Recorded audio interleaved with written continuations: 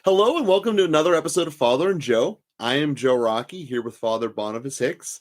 And Father, we're going to continue the conversation we had in the last episode about AI and looking at it through some of the thoughts that I've been having of it in the fear side and all this.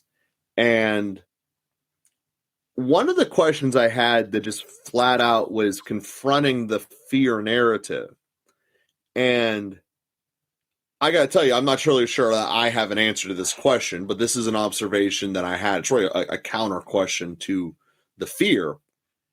The basis of the fear that's getting sent at me is the thing is going to be smarter than you. The computer is going to be smarter than you. And my flat out question is, okay, I'll give you that. It's going to be smarter than me. Is that a problem? Is my counter pushback?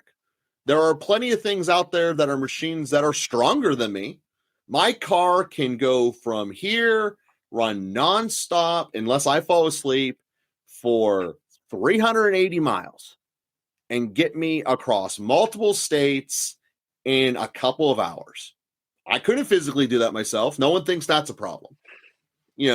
My car, airplanes can do the same thing, with all these different versions that could do things that I physically wouldn't be able to do. What is the problem if there's now a machine that can think faster than me or give answers or connections in a way that my brain couldn't process neurons that quickly? That's my fundamental question. I don't even know what people are going to look at me like I'm missing the entire boat, but I think it's a question that's worth asking. It's really well said, Joe. Really well said. Yeah. Yeah. So we appropriately have some fear around those things. And I think some of the stronger things, like you said, have cost a lot of lives. I mean, people get in car accidents, planes crash, tons of people have died in mines and oil rig explosions. And, there's like a lot of really strong stuff that's a big threat to humanity if it malfunctions. Mm-hmm. Yeah, that's really true. And so what do we do about that? We don't bury it and turn our backs on it. We find safety measures. We find ways to limit the damage that can be done. We find ways to double, triple check. I've been on several planes in the last few months that had slight mechanical problems, or there was a light that was going on. I mean, the amount of checking that they do to make sure that there is not anything wrong with these planes is amazing. I mean, they're really striving for zero, whatever that is, zero tolerance or 9 nines of a surety or something. And it's amazing. But yeah, those safeguards are really necessary. So what's the danger in terms of artificial intelligence? Well, it's like you get these. You could think of artificial intelligence applied to self-driving cars. We can get a little anxious around that thing. Now, you may or may not know that computers have been landing and launching your planes for a long time. It's Most pilots would not want to do the landing sequence. I mean, the computer is excellent at it. It's why you never hit the ground hard or bounce off of something. Computers are excellent at doing, and there's a lot of calculations involved. And we trust the computers to do that. Why do we trust them? Well, because they've been doing it pretty well. And also because we just don't know and don't pay attention. But in self-driving cars, we get a little anxious around, what does this mean? Well, in fact, they drive way better than human beings do. The whatever millions of miles that self-driving cars have done with, I think, one accident or something like that, compared to tons of accidents by human beings in a fraction of the miles. So it's irrational to distrust, but we distrust because I don't know. It's like, what happens when a car has to choose between running into another car and running into a person? Like, how does it make that choice? And that's some of the place where in some sense, we we should distrust artificial intelligence. It doesn't have a moral intuition like we do. It doesn't feel badly that it ran into a car or ran into a person. It's trying to optimize according to some algorithm. And I don't know what that algorithm is. I'm sure it's don't run into anything, but the reality is there are times that you get in these positions, whether you're a human or a self-driving car. Now, it can actually anticipate better than human beings do, and we'll get into that position less statistically than we will, but it's Yeah, I mean, certainly at some point, a possible. deer's running across the highway. Yeah, that's right.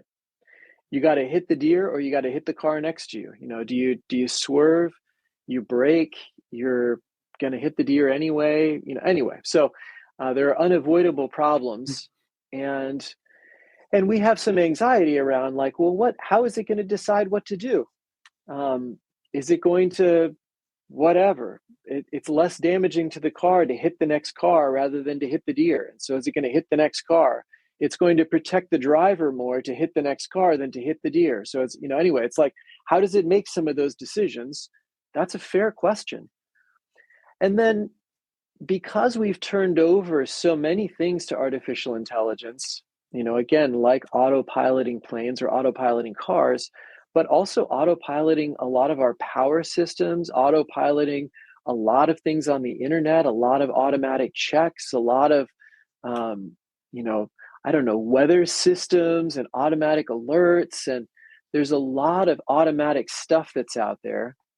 And is it possible that with artificial intelligence having some of its own feedback loops, if you start giving it more autonomy to more generative ideas, then will it come up with some weird stuff? Will it come up with some?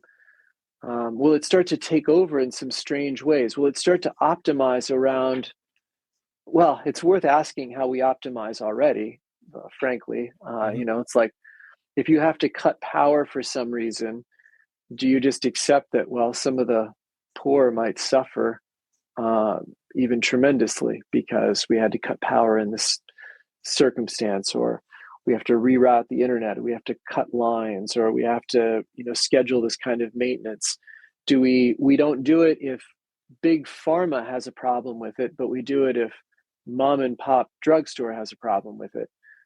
Anyway, there's already a lot of those moral decisions that are happening, but as more of those decisions could potentially be automated, as more of the processes could be optimized, what are the criteria around which they're being optimized automatically by AI?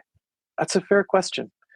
And, you know, is there a point at which AI decides, well, actually, not only are you not trustworthy in a car, you're not trustworthy, you know, or driving, you're not trustworthy in a car at all. And in fact, I'm not going to let you into the car. I don't know. I mean, but those are the kinds of things, to come back to your excellent analogy. We're already dealing with things that are more powerful than we are and that have some potential to resist us. And we've learned to build the safeguards in that make sure that we are always in control. And we've trusted the people to do that, who we feel like we're on the same side of, in terms of our advocating for humanity over and against machines. So anyway. Yeah, and like I said, I look at it again. Obviously, I don't have a crystal ball. I don't know what the direction is. I have no idea how this episode's going to age. Maybe it's permanently evergreen. Maybe in 10 minutes or something, it comes out that shows that this was a horrible idea and we created Terminator. But even in the mental capacity, we hit upon some of the things in the last episode. Intuition. You know, it doesn't have that. It doesn't have a morality. It doesn't have purpose. You know, people have to give all of it that. What it is, at least from my vantage point of it, is it's very good at calculating, and it has figured out how to do calculations outside of numbers. It has figured out how to do calculations with text, which was impossible. That's why book reports were real. They showed, could you comprehend something or could you not? And by impression, these AIs can comprehend, but they're not really able to take the next step of, well, what's next? You know, because if they could, you would give them the entire division of the U.S. patent, read every patent, and then tell me the next million patents that are going to come out to make humanity better. It can't. Now, someone with all that data could go, all right, there's weak spots here, here, and here, and they could use it, and then they could provide their own insights to do it. But that's still coming from human creativity.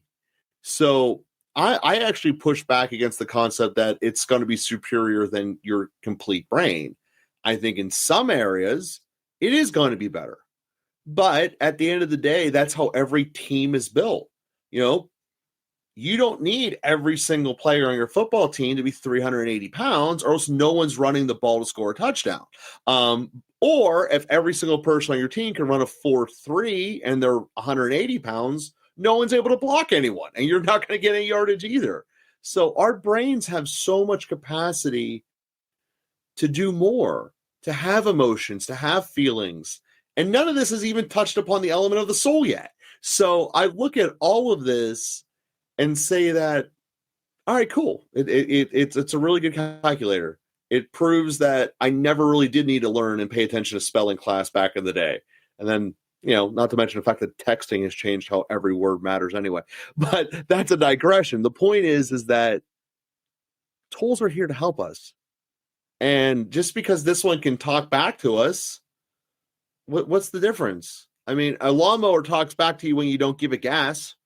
It yells and turns off.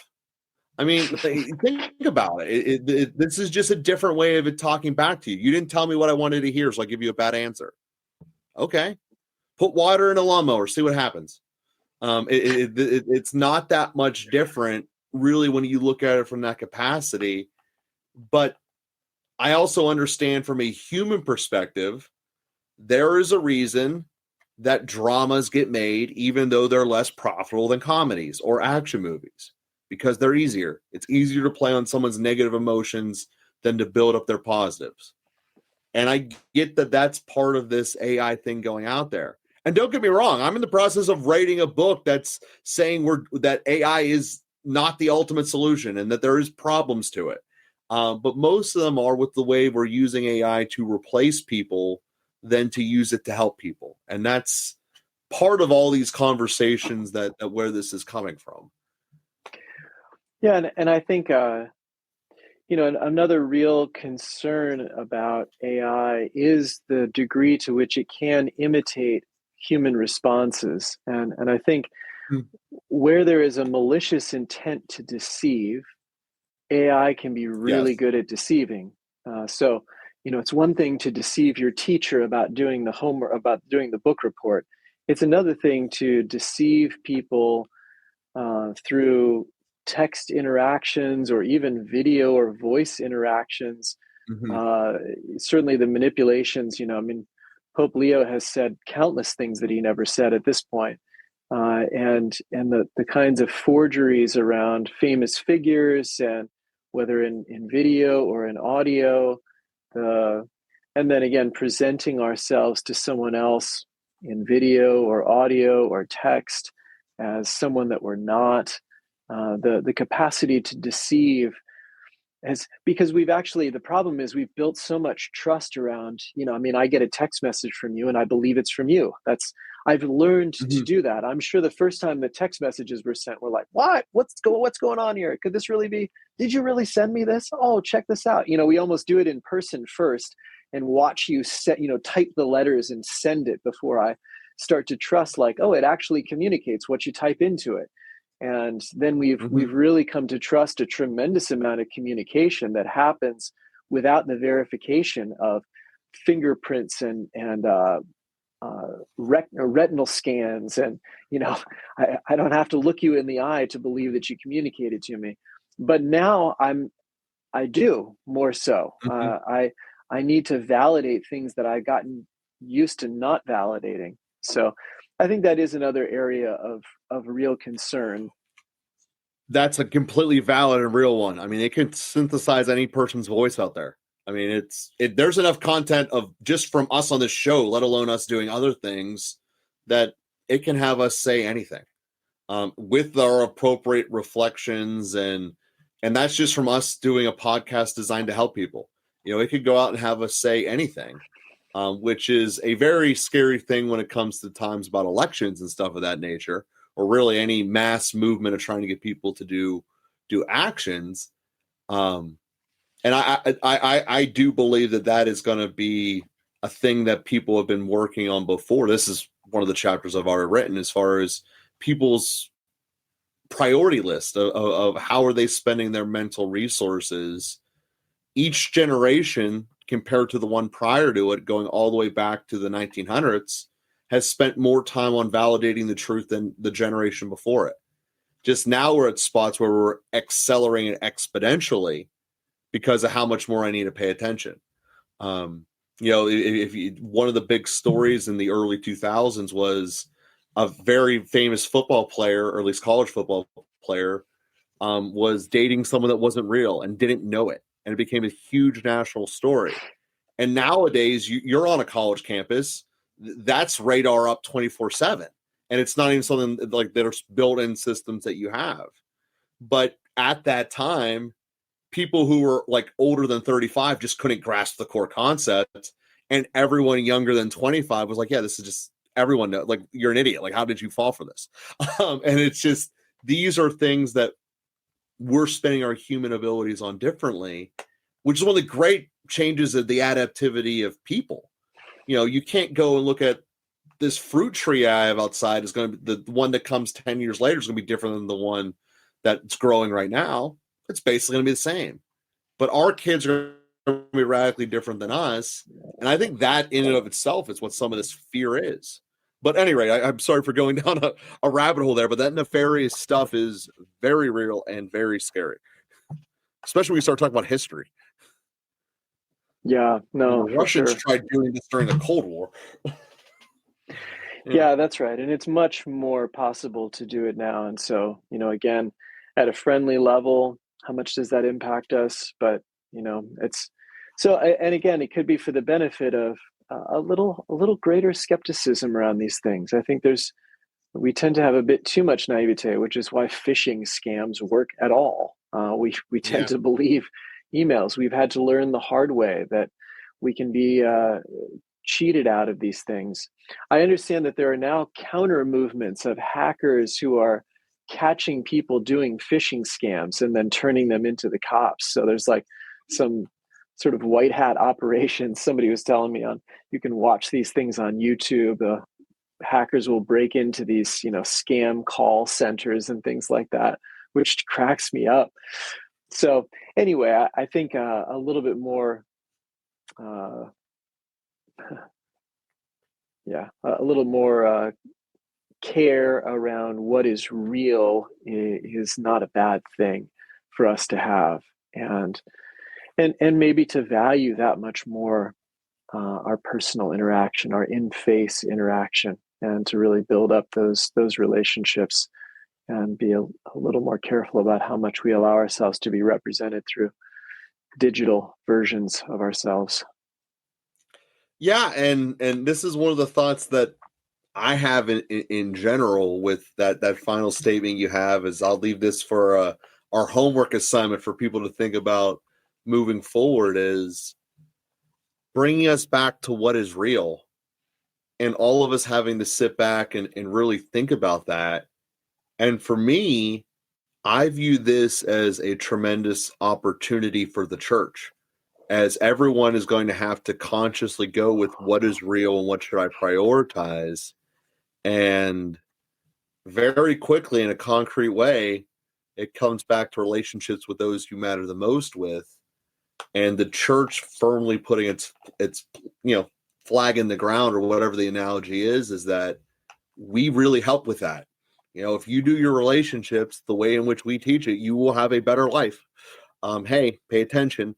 And I think that is a great opportunity that the church has, because I believe everything that we just discussed is what the natural human response will be to the next version of a tool, which is better than our biological output can be. So with that, everyone, I thank you all for listening. Thank you all of you for leaving a review that have.